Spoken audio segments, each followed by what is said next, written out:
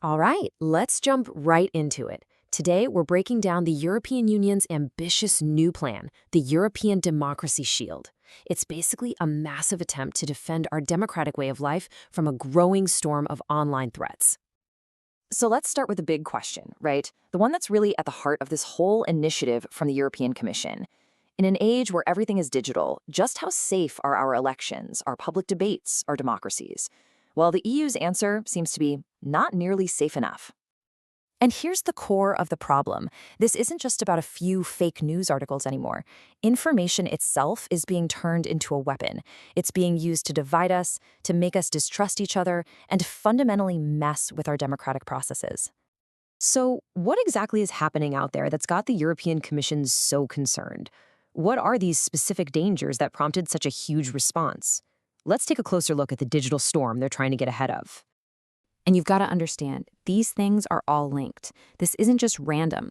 We're talking about coordinated campaigns designed to interfere in elections, systematic pressure on the very organizations that hold power accountable, and a deliberate chipping away at independent media. And the endgame? To make people like you and me lose faith in our own institutions. You know, a good way to get your head around this whole situation is to think of it like a story. You've got your heroes, you've got your villains, and of course, you've got the people who are caught in the middle of it all. And here you can see the battle lines drawn pretty clearly, right? On one side, you've got the defenders, civil society groups, journalists, fact-checkers, the folks working to keep us informed. And on the other side, the attackers, the sources pumping out disinformation, and the foreign networks using every trick in the book to create chaos.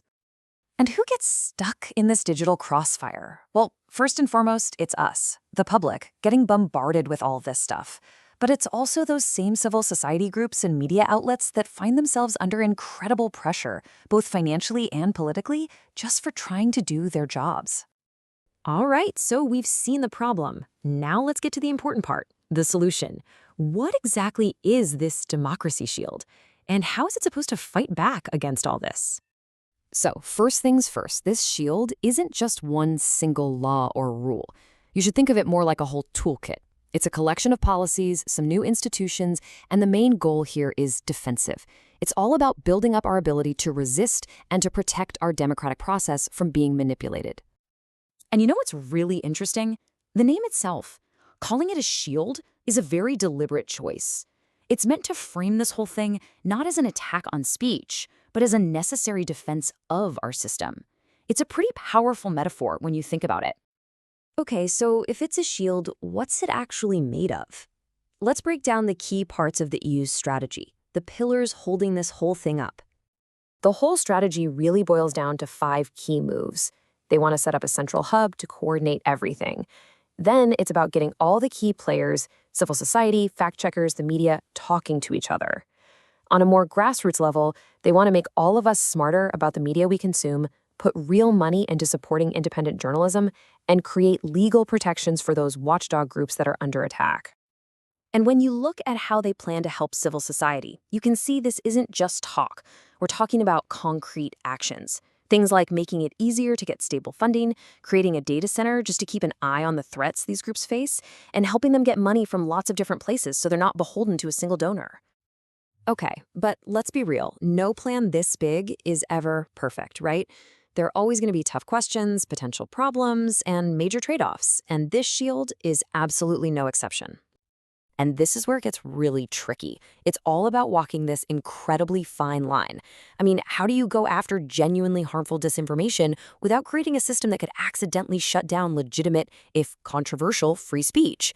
And how do you create a big EU-level plan for a problem that crosses borders without stepping on the toes of individual countries? It's a huge challenge.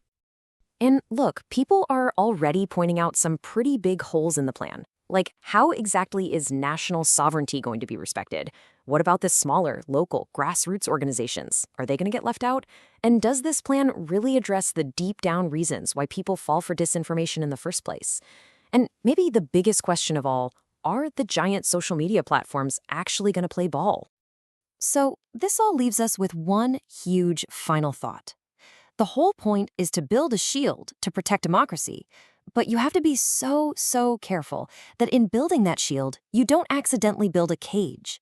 And figuring out how to do one without the other, Well, that's the fundamental challenge for everyone involved.